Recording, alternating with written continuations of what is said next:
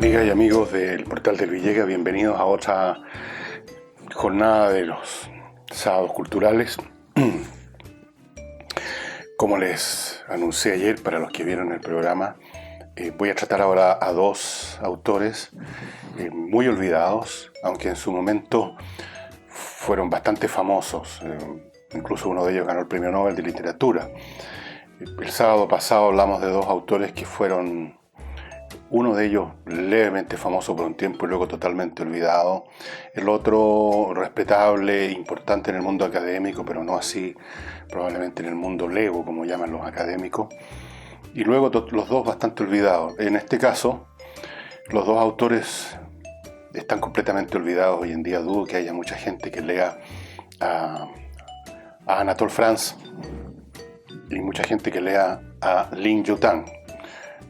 Los dos fueron, repito, muy populares, incluso en los circuitos de la gente que lee, por supuesto. Y vamos a hablar del primero, de Anatole France, que es un autor que yo venero, dije, porque desde que lo conocí, de cabro chico, a los 14 o 15 años, llegó a mi poder uno de los libros que le voy a mostrar, y me deslumbró la elegancia, la claridad, la inteligencia y la ironía de este señor, de Anatole France, del cual les voy a hablar con un poco más de detalle. Voy a darles algunos datos, digamos, biográficos para que se ubiquen en el tiempo y el espacio. Anatole France es un nombre de pluma, en primer lugar. Su nombre de pila realmente es François Anatole Thibault. Este Thibault es un apellido bastante común en Francia, en el mundo del campo, sobre todo. Es un apellido como, qué sé yo, en Chile será Villegas o García o Pérez, muy común. Él se puso Anatole France cuando empezó a escribir. Nació en abril de 1844 y murió en octubre 12, miren, no hace mucho, de 1924. Así que vivió sus buenos años. Él ganó el Premio Nobel en 1921, creo que fue el mismo año en que lo ganó Albert Einstein, y hay una anécdota de que ambos se conversaron, y Einstein dijo de France que era un hombre de inteligencia escéptica pero de corazón bondadoso, y Anatole France dijo que no había entendido ni una sola palabra de lo que le había tratado de explicar sobre la teoría de la relatividad Albert Einstein, lo cual lo encuentro muy comprensible. No tenía por qué entender una cosa tan compleja. Anatole France era un hombre de mucha cultura, enorme cultura, pero sobre todo era una cultura humanista, una cultura volcada con mucho amor por él, por mucha admiración hacia los ideales aristocráticos, refinados, balanceados, equilibrados, racionales, claro, transparente, mediterráneo de la cultura griega, clásica. Ese era su fuerte. Pero en distintos momentos de la vida, un hombre como él, interesado en tantas cosas, leyó, estudió o aprendió algo de otras cosas, de astronomía, trató de estudiar matemática, pero obviamente que la teoría de la relatividad era un poquito más ardua como para que la entendiera. Pero, en fin, da lo mismo. Es un hombre de esos artistas que no están apurados, al revés de algunos jóvenes que uno ha conocido hoy en día, sobre todo donde el afán de la fama es una sed infatigable. Estos jovencitos que ya a los 16 años escriben 4 poemas y salen corriendo a tocar puertas de editoriales para que les publiquen sus pequeñas deposiciones líricas. France era un hombre que no estaba preocupado de eso, no le interesaba mucho. En alguna época de su vida, él asistía a lo que se llamaba un salón literario. Me estoy saltando muchas etapas, pero les cuento esto para que ubiquen el personaje, de una señora Cavaillá, que era su amante también. Y lo tenían un poco, bueno, era una relación compleja con muchos aspectos, pero uno de esos aspectos era que tenía a Anatole France, esta señora Cavaillá, un poco como un mono de feria, como el personaje que se trae a hacer sus gracias delante del público refinado, o poderoso, o rico, o famoso de la Francia de esa época. Y en algunas oportunidades la Cavaillá, para que Anatole France se decidiera a escribir, lo encerraba en una pieza porque él no tenía interés. no era un hombre que escribía mucho, pero no estaba apurado en publicar. No. Entonces, ya ven ustedes, sus mejores obras las escribió bastante tardíamente en su vida. Y por otro lado, Anatole France es de esa clase de autores, cosa que por supuesto Ortega y Gasset, un viejo medio camote que siempre está haciendo reproche y crítica a todo el mundo, le reprochaba a Anatole France. Hay un ensayo de él, de Ortega y Gasset, sobre esto, le reprochaba a Anatole France que había nacido perfecto, un poco como Buda, que nace de inmediato ya con 80 años de edad, por así decirlo, y que no había habido cambios en su vida, que al revés de otros artistas en los cuales uno observa la agonía de su crecimiento, sus dudas, sus cambios de dirección, Anatole France partió perfecto y terminó perfecto. Y no deja de ser cierto, cuando uno lee la primera novela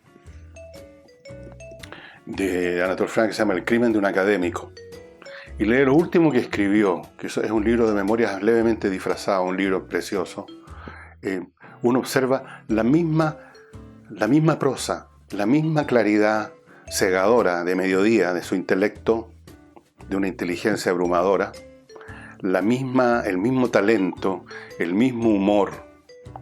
La ironía de él está siempre funcionando en todo lo que dice y escribe. Es como que hubiera nacido a los 80 años Anatole France. Yo conocí a Anatole France, les decía, de cabro chico, con son 2 volúmenes, pero les voy a mostrar, ¿para qué les voy a mostrar los 2? Esta edición, de la editorial Aguilar, estas ediciones yo ya creo que no existen, obras completas, este es el tomo 1, son unas ediciones exquisitas, papel biblia, y aquí están todas sus novelas, varias de las cuales las he leído tantas veces que no sabría decirles. Este libro pertenecía a mi padre, y recuerdo haber leído, como la primera cosa que leí de él, se llama,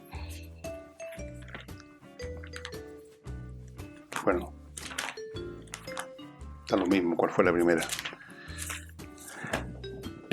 Algo así como el negocio de la reina patoja, o algo así se llama. La reina patoja, es la reina coja. Y me deslumbró totalmente. Anatole France pertenece a esa categoría de artistas, especialmente en el campo literario, en los cuales lo que brilla, lo que está ahí a la mano, es la claridad.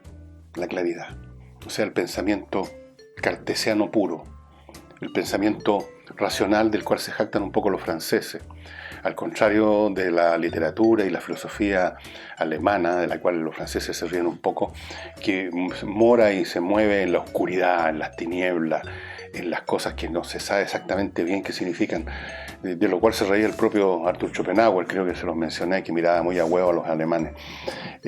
Anatole France es pura luz, pura claridad. Y eso es lo que más me gustó de él.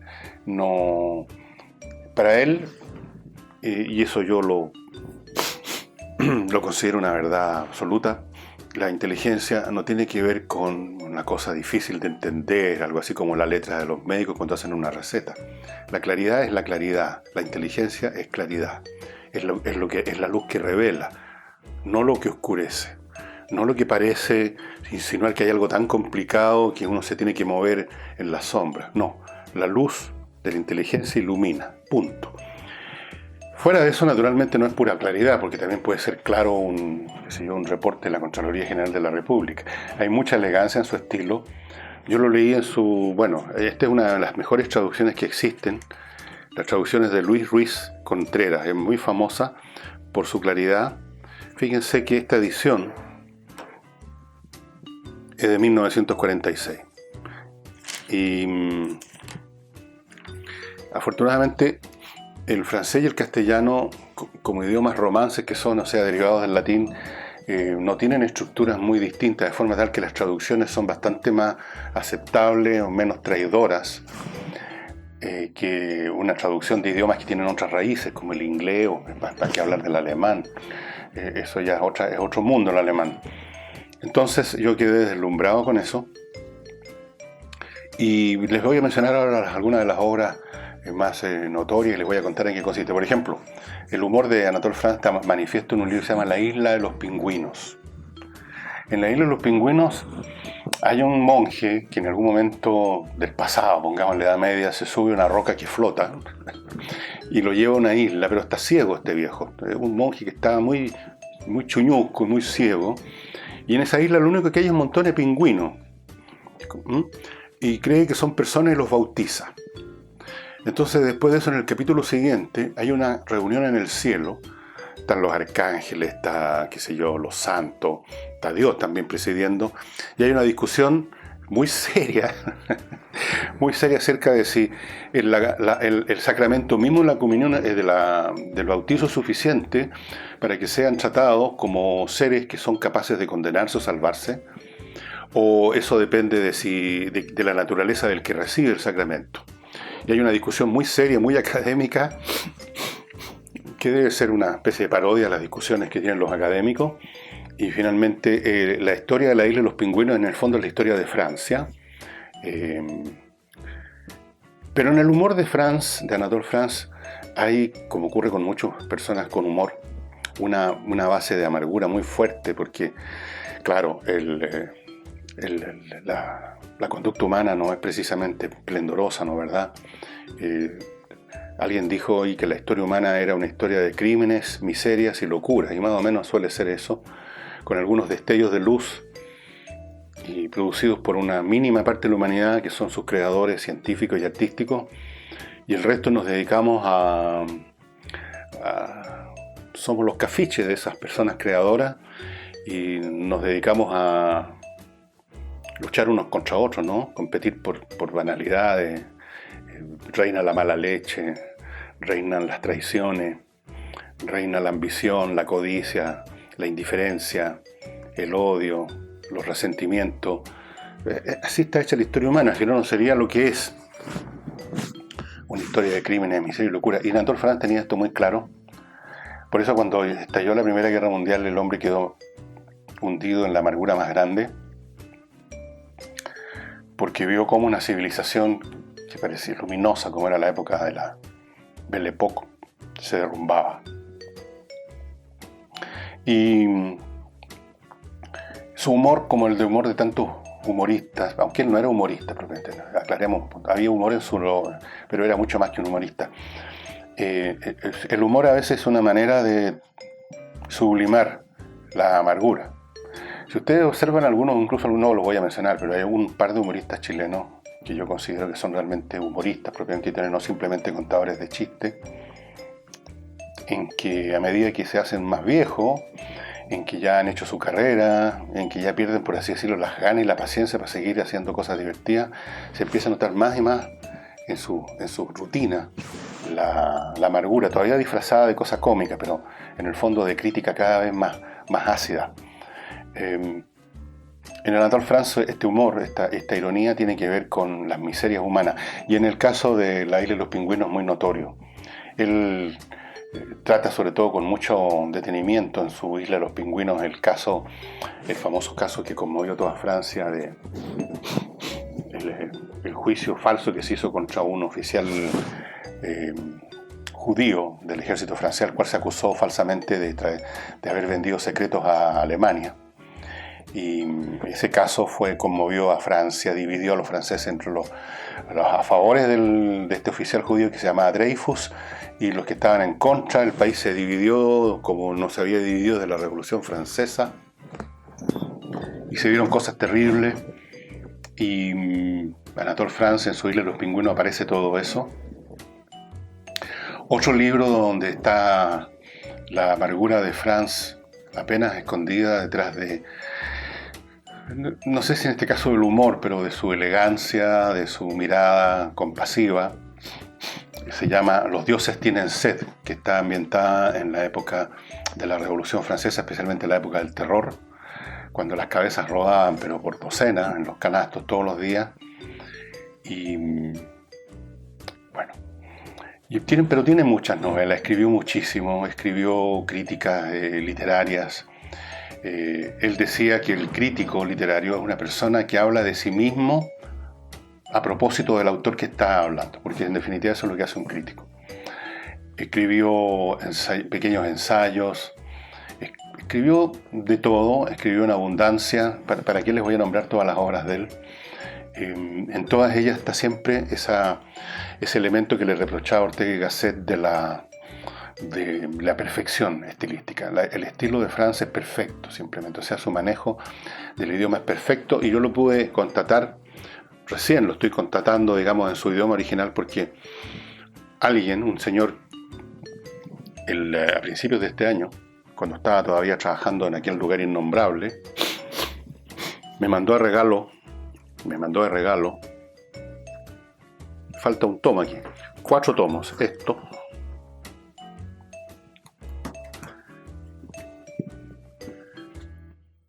las obras de Anatole France, unos libros exquisitos, imagínense ustedes, el súper regalo, increíble, papel biblia también, un empaste maravilloso, en su idioma original, en francés. Y bueno, es la perfección, es la perfección. En cada frase de Anatole France hay una estructura semántica, una manera de decir la cosa que no puede ser mejor dicha.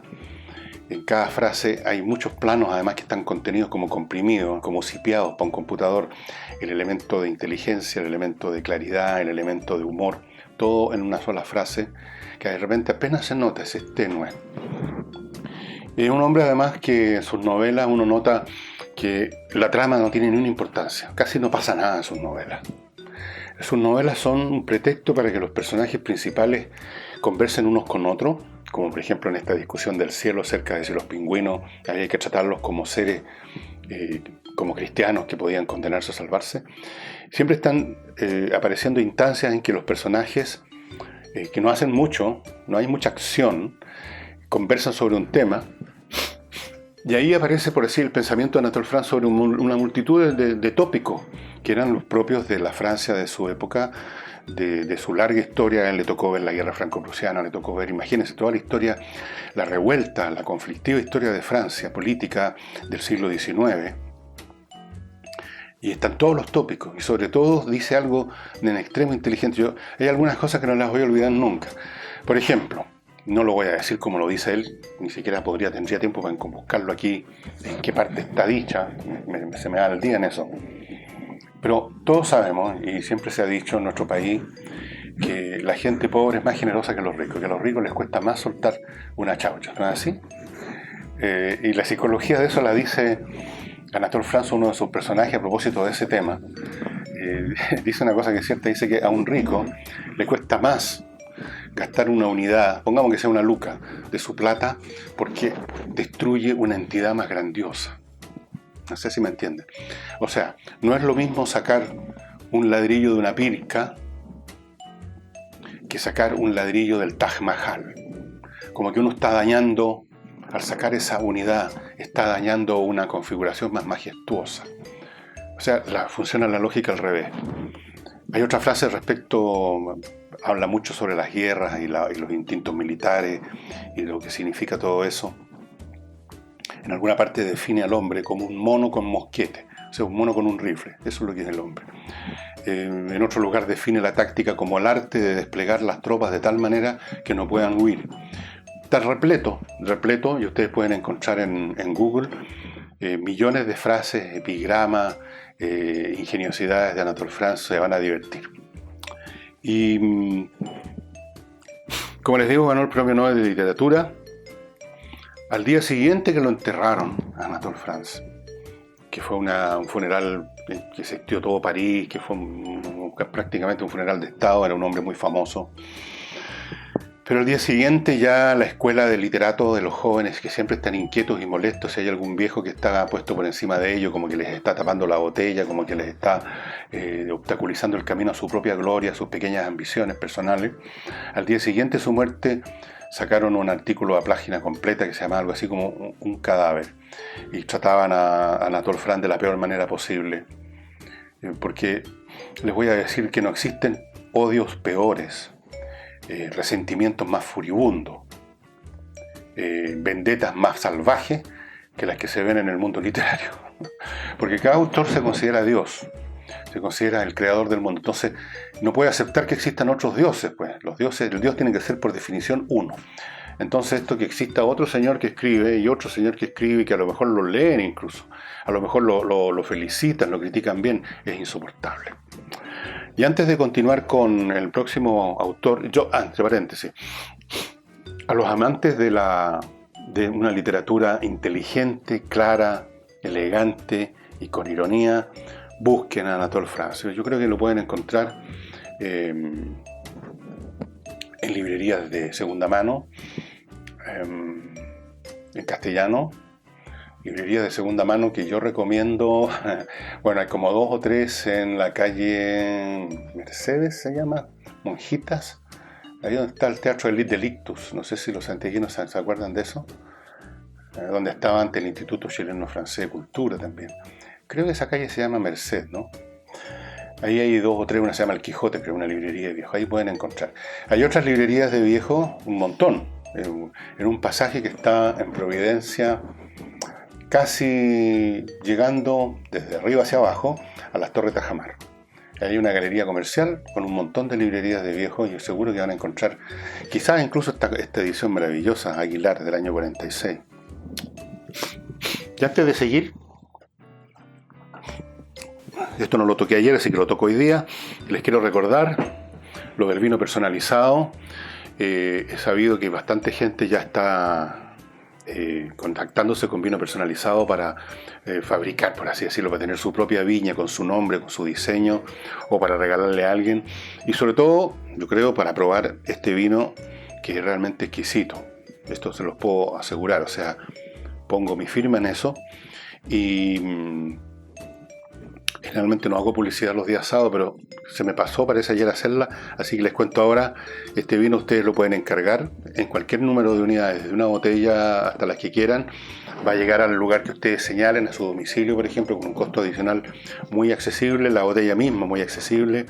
Y ustedes pueden diseñar este membrete, la etiqueta como quieran, ponerle el nombre que quieran. Y sobre todo, bueno, lo mejor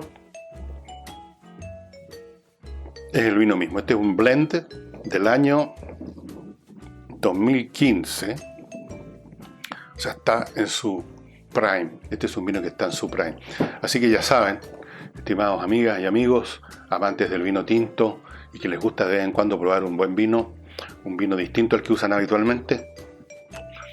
Bueno, Fernando se llama esta viña. No sé, todavía se ha salvado esta botella.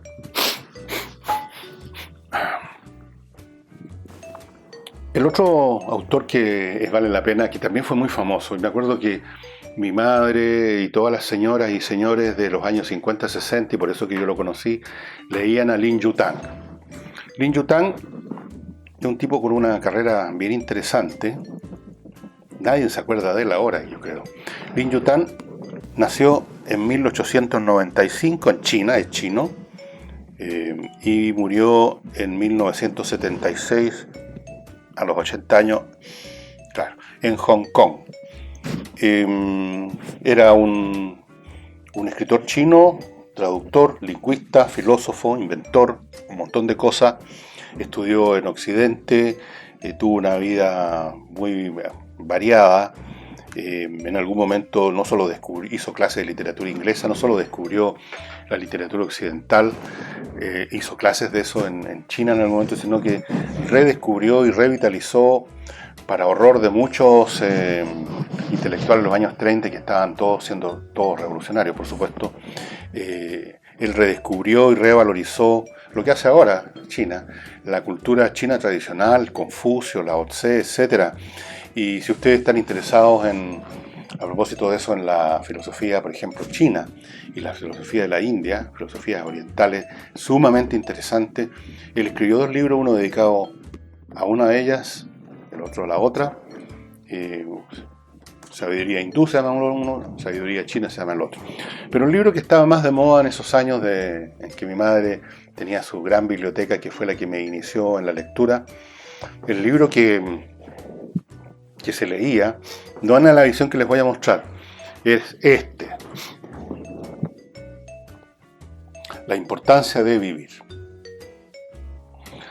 La importancia de vivir. Miren ustedes el nombre curioso, ¿no? Yo aquí tengo una marca que hice no sé cuándo. Esta es una edición que encontré por casualidad, yo diría que en los años 80, o sea, esto ya no sé si existe ya. ¿Y por qué marqué aquí?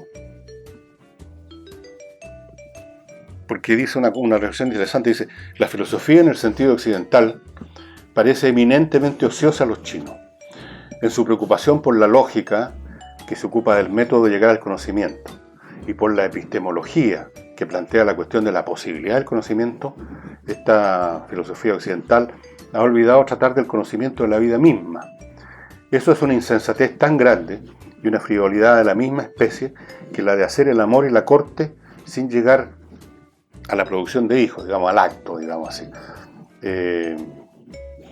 Los filósofos alemanes, dice, son los más frívolos de todos. Cortejan a la verdad como ardientes enamorados, pero rara vez se le declaran en matrimonio. Por supuesto, cuando hablaba de matrimonio se refería a otras actividades que pueden o no ser realizadas dentro del matrimonio, naturalmente.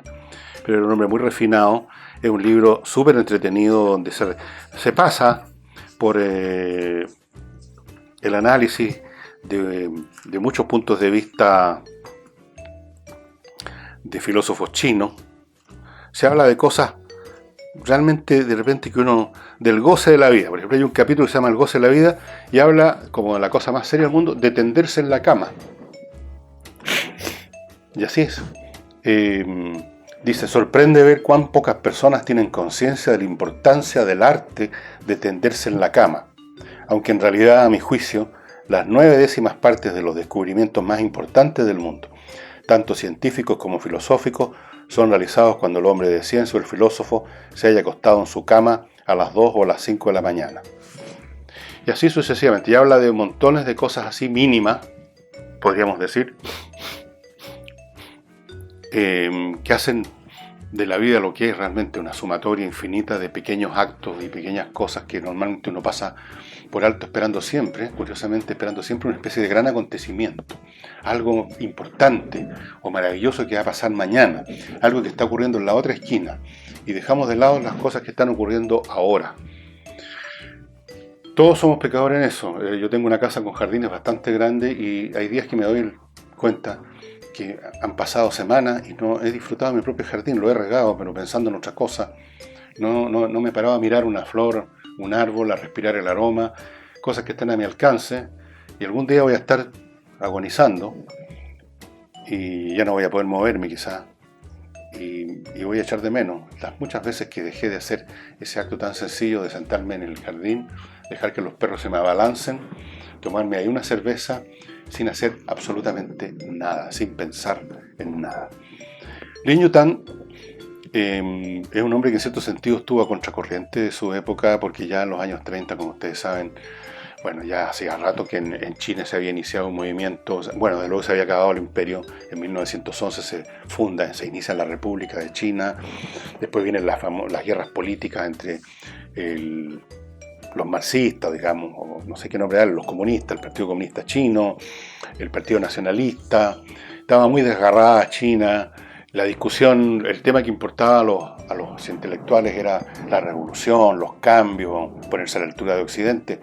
Entonces, Lin Yutang, hablando del arte de tenderse en cama, les debe haber parecido bastante fuera de lugar. Y de hecho, yo recuerdo una anécdota: en algún momento, este señor Lin Yutang, ya en los años 60, cuando todavía se leía bastante a Lin Yutang, hizo una gira por América Latina y pretendió dar unas charlas en algunas universidades. Le imagino que llegó con la idea de hablar de Confucio, de Lao Tse, de los filósofos chinos, del Yin Yang, del arte de tener humor. Para él el humor era lo más importante. Para él el hombre civilizado es un hombre tolerante y con humor, que no se toma tan en serio ninguna cosa, y por lo tanto, como no se toma en serio ninguna cosa, es un hombre pacífico. Solamente la gente que se toma en serio una causa está dispuesta a matar a medio mundo.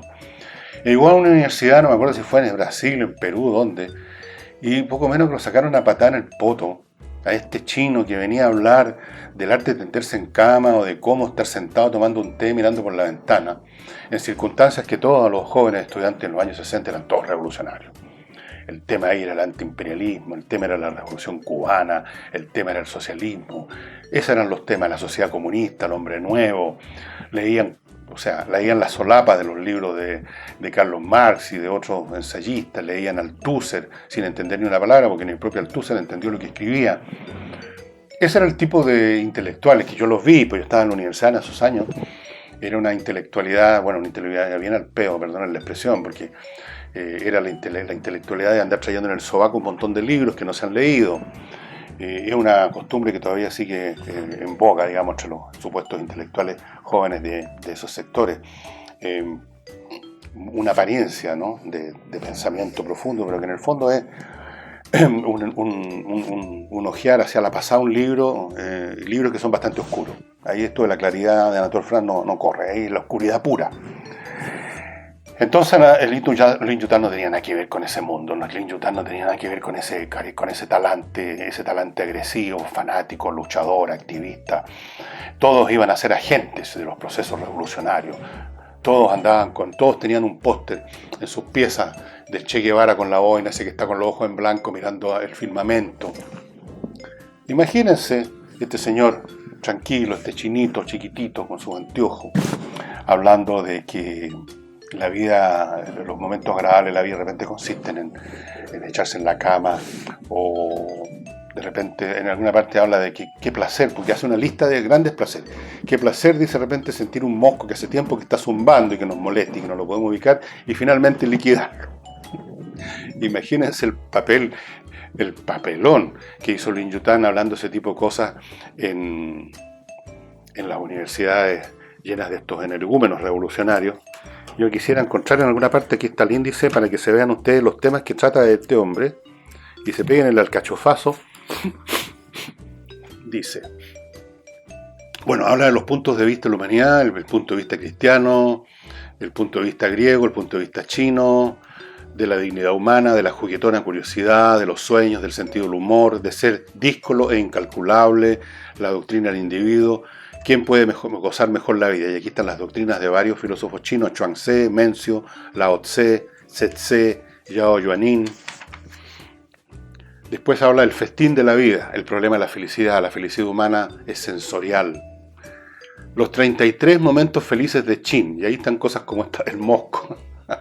La importancia de la holganza, el goce del hogar, el celibato rareza la civilización, dice él, de la atracción sexual, el goce de la vida, de tenderse en la cama, de sentarse en las sillas, de la conversación, del té y la amistad, del fumar y del incienso, de la bebida y de los juegos de vino, de los juegos del vino, de comidas y remedios, algunas curiosas costumbres occidentales, el goce de la naturaleza, de lo grande, de rocas y de árboles, de las flores y su arreglo, de andar por ahí y ver cosas, el goce de la cultura, el arte como juego y personalidad, el arte de leer, el arte de escribir.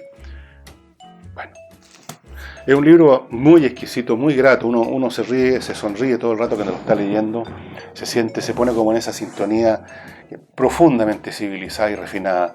El hombre civilizado, de verdad, que algún día espero que seamos todos, es un hombre tranquilo, tolerante, con sentido del humor, que no le da mayor importancia a nada porque nada la tiene, que sabe que nuestras vidas son transitorias y bastante ridículas, que disfruta la lectura, que disfruta la amistad de verdad, no solo el salir a tomar con los amigos y después olvidarse de ellos, el contemplar la naturaleza, el tener mascotas, todas esas cosas que yo creo que muchos de nosotros las practicamos gran parte del tiempo, pero no tenemos como mucha conciencia. No tenemos mucha conciencia, no sabemos que estamos disfrutando ese disfrute muchas veces. Así es que si encuentran por ahí la importancia de vivir, yo les aseguro que es una lectura que vale muchísimo la pena y la van a disfrutar. Dicho lo cual, no solo me falta una vez más agradecer a las personas que se han seguido sumando a Patreon, a las personas que me siguen mandando mail. El tema OVNI sigue apareciendo como cada vez más importante. Yo no me quiero convertir en un programa especializado en eso, ni mucho menos.